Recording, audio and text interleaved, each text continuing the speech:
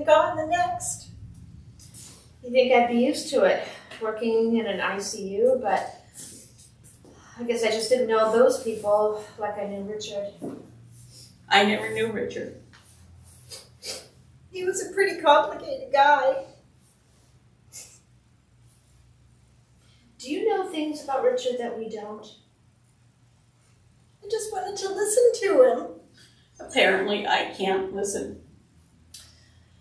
Well, I know that I can go on and talk really well and go on, but I also can be really contentious listening. I have a terrible time trying to listen, and I should listen to my patients more, but I feel so rushed, and I just want to get them in and get them fixed. I'm sorry. I'm so sorry.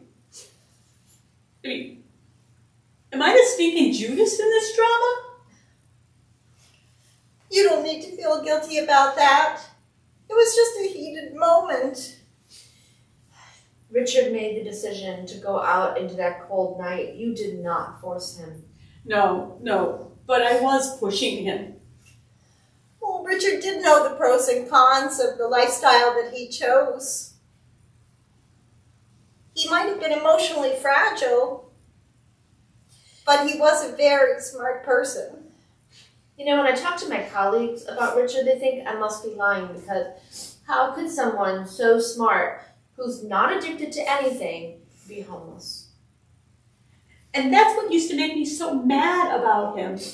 He was so much smarter than me, but he appears like he never used it. Well, no offense, but he is the smartest person that I know. I mean, he was the smartest person.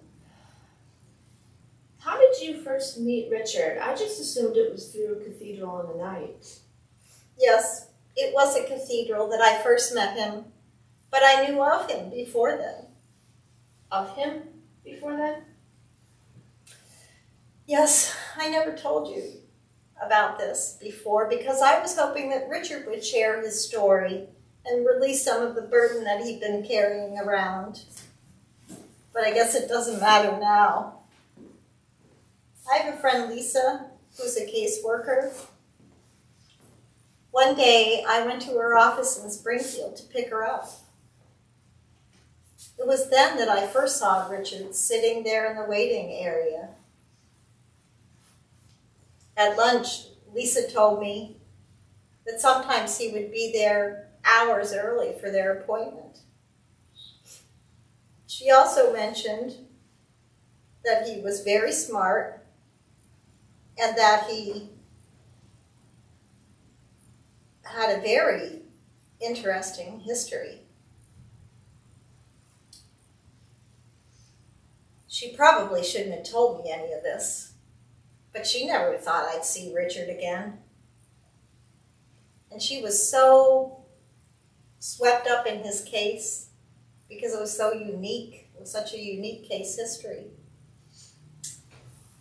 See, Richard was a chaplain in the Navy. He was very well respected. He was given the job of working with a recruit who was struggling. After a while, Richard recommended that he be returned to duty, that he was ready for duty.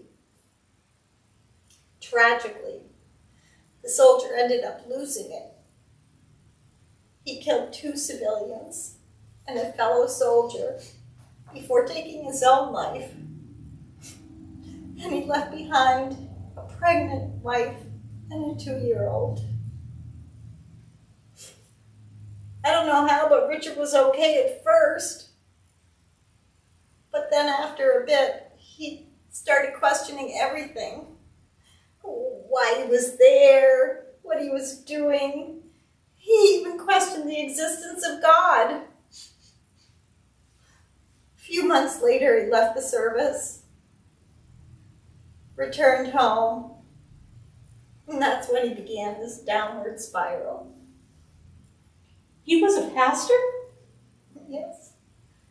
That's why he knew all that Bible stuff. I guess sometimes you just don't know what you don't know. I feel horrible. I should have dug deeper myself. You know, I would talk to him about his physical health, but I never questioned his mental health. I'm so dumb. We talk about depression all the time at the clinic. I should have dug deeper.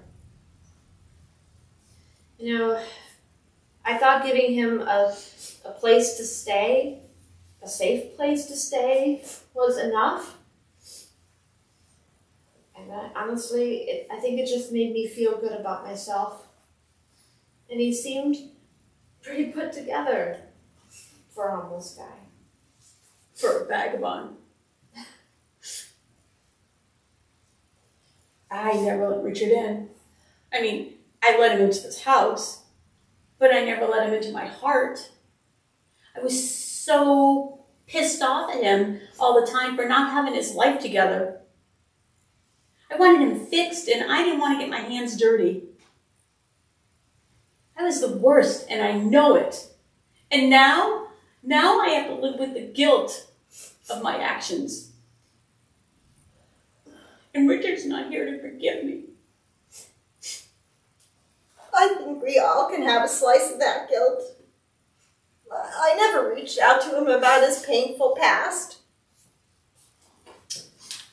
But we were all ministering to him, weren't we? All in our own way. And he let us do that.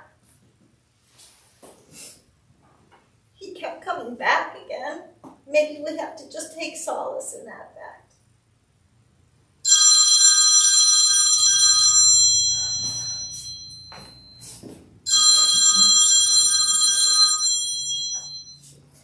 Hello? Yes, this is Carmen. Okay, thank you.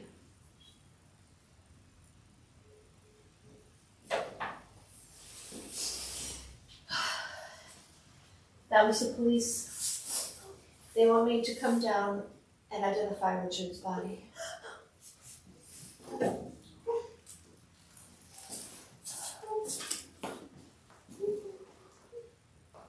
Women, why are you weeping?